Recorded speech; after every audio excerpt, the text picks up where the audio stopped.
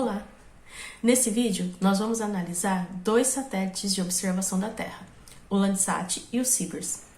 Na verdade, eu resolvi fazer esse vídeo porque teve uma pergunta que foi feita num dos vídeos meus sobre o uso desses dois satélites. E eu achei uma pergunta interessante, essa aí.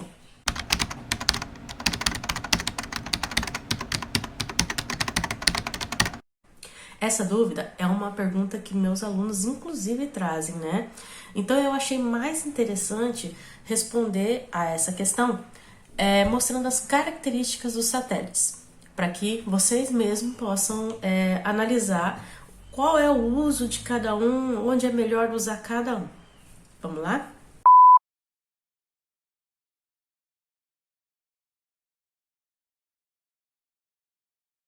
Bom, para começar, vamos conhecer um pouquinho sobre o programa de cada um desses satélites, para a gente ter uma noção da sua história e do seu estado da arte. Vamos começar pelo Landsat. O Landsat é um programa de satélites para observação da Terra, desenvolvido pelos Estados Unidos por meio da NASA. A proposta de sua criação foi inspirada nas missões de Apolo à Lua e remonta à década de 60. Porém, preocupações sobre a segurança das missões militares por meio do Departamento de Defesa, juntamente com a indefinição nas consequências geopolíticas sobre o imageamento de regiões estrangeiras, acabou barrando o desenvolvimento desse programa. Apenas em 1970 foi que a NASA obteve as permissões para seguir em frente com o projeto e em apenas 2 anos o primeiro satélite Landsat foi lançado em órbita. Foram lançados 8 satélites da família Landsat. Vamos dar uma olhada na linha do tempo. O Landsat 1 foi então lançado em 1972 e esteve em atividade por 6 anos, até 1978. É muito comum surgirem perguntas assim, como por que é tão curto esse tempo de vida do satélite e o que acontece com o satélite depois que ele deixa de ser útil, né? Bom, dentro do satélite tem uma carga útil, né, que são os instrumentos necessários para que o satélite possa estar em funcionamento, os sensores, né? Na verdade, a utilização dele é assim. Então você vai ter os sensores, você vai ter as antenas, vai ter outros equipamentos necessários para que o satélite esteja em funcionamento, fazendo imageamento. Esses aparelhos, esses instrumentos ali dentro, eles têm um tempo de vida, eles são definidos, eles são criados para atender um determinado período, como se fosse uma garantia, onde você, dentro desse período, você garante, né, o fabricante garante que esses instrumentos estarão em funcionamento pleno. Esse tempo de vida pode variar, dependendo do fabricante, de 2 a 5 anos aproximadamente. Lógico que com o tempo, com a utilização, né, desses instrumentos, esses equipamentos podem apresentar falhas. Algumas falhas podem ser contornadas e outras não são possíveis de serem trabalhadas, né? Serem utilizadas mesmo com problemas. Quando ocorre esse tipo de falha em que não é possível contornar, não existe muito o que fazer, porque não tem como ir lá no satélite e consertar aquele instrumento. Então esse instrumento passa a ser inutilizado. Pode acontecer de ter satélites em que que carrega mais de um sensor, e determinado sensor é inutilizado e o outro não, tá? Mas quando ocorre algum problema e esse problema ele limita toda a utilização do imageamento, né? Então esse satélite vai ser inutilizado. Quando o satélite é inutilizado, ele fica orbitando, né? Ele só não está mais coletando imagens. Então, na verdade, o satélite não é tirado de órbita, ele fica lá. Voltando aqui na linha do tempo, vemos que o Landsat 2 foi lançado em 1975, permanecendo ativo até 1982. O Landsat 3 foi lançado em 1978, coletando imagens até 1983.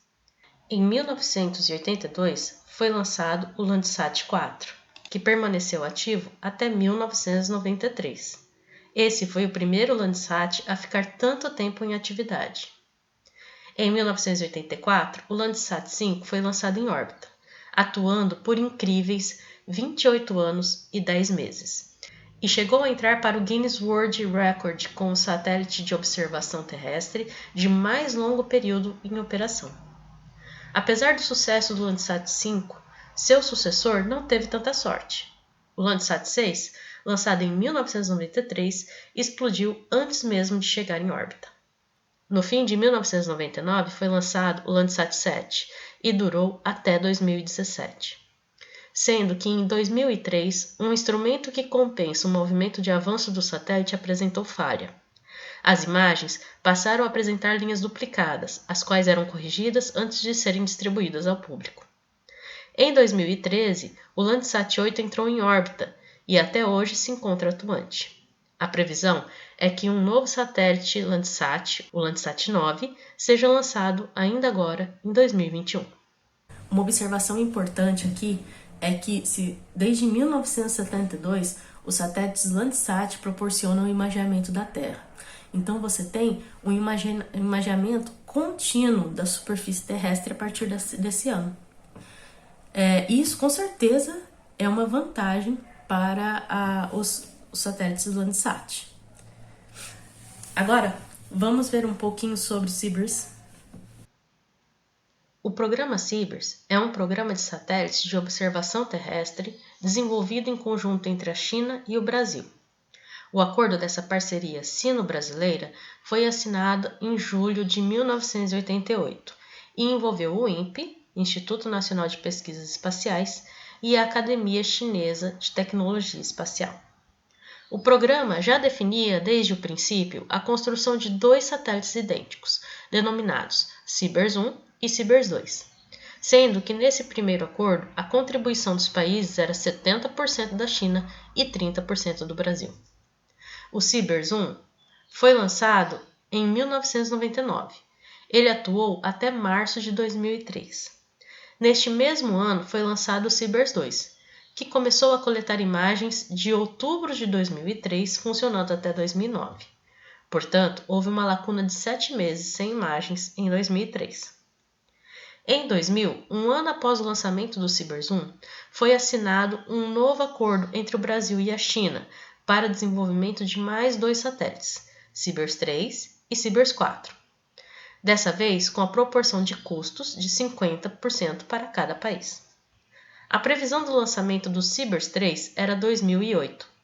Porém, prevendo o atraso em seu desenvolvimento, em 2007 foi lançado um satélite denominado CBERS-2B, que era um satélite análogo ao CBERS-2, porém com a adição de um receptor GPS e de um sensor auxiliar dos mecanismos de altitude, e operou até 2010. O CBERS-3 foi lançado apenas em 2013, porém, devido a uma falha no veículo lançador, o satélite acabou se posicionando em órbita abaixo da prevista, resultando em sua reentrada na atmosfera. Em 2014 foi lançado o CBERS-4. Inicialmente, seu lançamento era previsto para 2015, mas foi antecipado devido ao ocorrido com o CBERS-3, visto que já havia uma lacuna de tempo de 4 anos sem imagem CBERS. O CBERS-4 ficou ativo até 2018. O CBERS-4A é o mais atual da família CBERS. Seu lançamento se deu em 2019 e até hoje está em operação.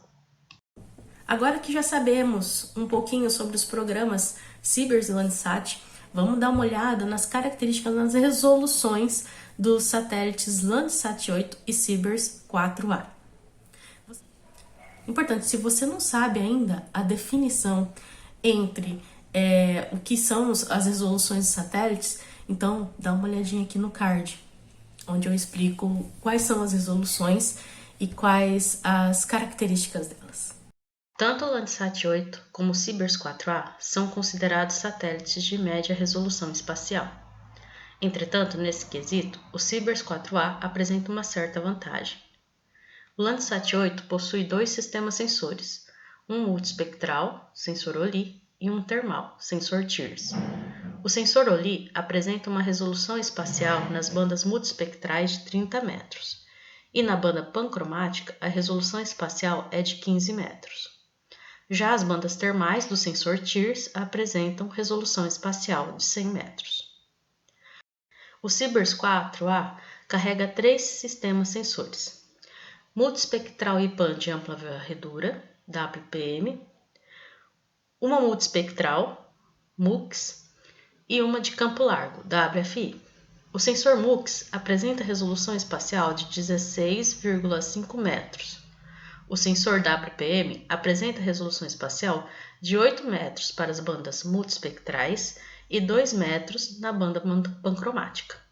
E o sensor WFI apresenta resolução espacial de 55 metros. É indiscutível que o sensor WPM do Sibers 4 apresenta a melhor resolução espacial dentre todos os sensores, inclusive entre o sensor do Landsat 8, podendo chegar a uma resolução espacial de 2 metros. Isso dá uma vantagem, sim, em relação aos detalhes que você consegue enxergar na imagem, do terreno que foi imaginado. Já por outro lado, o Sibers 4A ele não tem uma vantagem tão grande quanto o Landsat 8 em relação às resoluções radiométrica e espectral. Vamos dar uma olhada? O Landsat 8 abrange ao todo 11 bandas que se dividem entre os dois sensores. No sensor OLI temos as bandas multispectrais, que são banda 1, que contempla um intervalo espectral no azul profundo, banda 2 é a banda do azul, banda 3 no verde, banda 4 vermelho, banda 5 infravermelho próximo, banda 6 e banda 7 infravermelho médio e banda 9 também no infravermelho médio, mais voltada para análise de cirros. O sensor OLI também possui uma banda pancromática, que é a banda 8. No sensor TIRS estão as bandas 10 e 11, que correspondem ao intervalo no espectro do infravermelho termal. De outro lado, no Sibers 4A, a resolução espectral é bem menor, sendo que o sensor WFI e MUX contemplam as mesmas regiões do espectro, quais sejam azul, verde, vermelho e infravermelho próximo. O sensor WPM abrange as mesmas regiões do WFI e MUX, mas com o adicional da banda pancromática. Portanto, enquanto o Landsat 8 disponibiliza até a resposta espectral em até 10 regiões diferentes no espectro eletromagnético, além da banda PAN, o Sibers 4A oferece apenas 4 respostas da região espectral, mais a banda PAN. Em relação à resolução radiométrica, o Landsat 8 apresenta resolução radiométrica de 12 bits, que é reescalonado para 16 bits. Já o Sibers 4, a resolução radiométrica dele pode variar entre 8 e 10 bits, que é menor do que a do Landsat 8. Em relação à resolução temporal, os dois satélites podem ter imagens com periodicidade muito próxima, podendo ter uma imagem por mês, ou até o Landsat pode ter até 2. O Sibers 4A, o sensor WFI, ele pode produzir imagens de até a cada 5 dias. Mas temos que lembrar que esse sensor é o de menor resolução espacial. Agora, vamos comparar e tentar entender o que tudo isso significa. O Sibers 4A produzirá imagens mais detalhadas, com o seu sensor MUX e principalmente o WPM.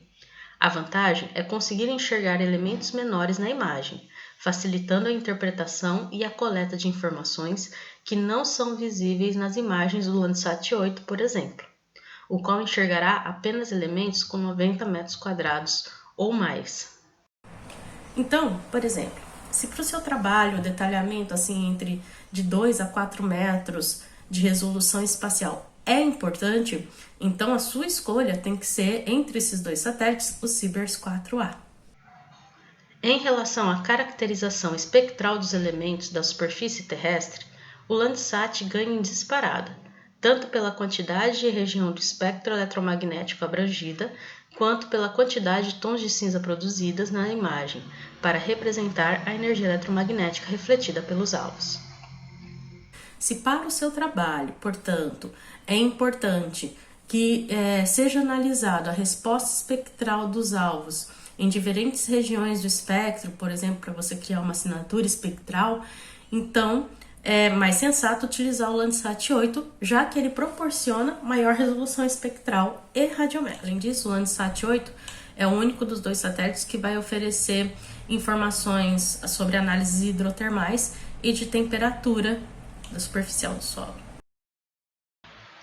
Além dessas informações, o Landsat, como foi dito no começo, possui uma enorme base de dados disponível desde a década de 70 até os dias atuais, sem nenhum período descoberto. Isso é vantajoso para trabalhos de análise temporais ao longo de anos e décadas. O Sibers 4A possui sensores com capacidade de visadas laterais de até 32 graus, e não apenas a visada nadir.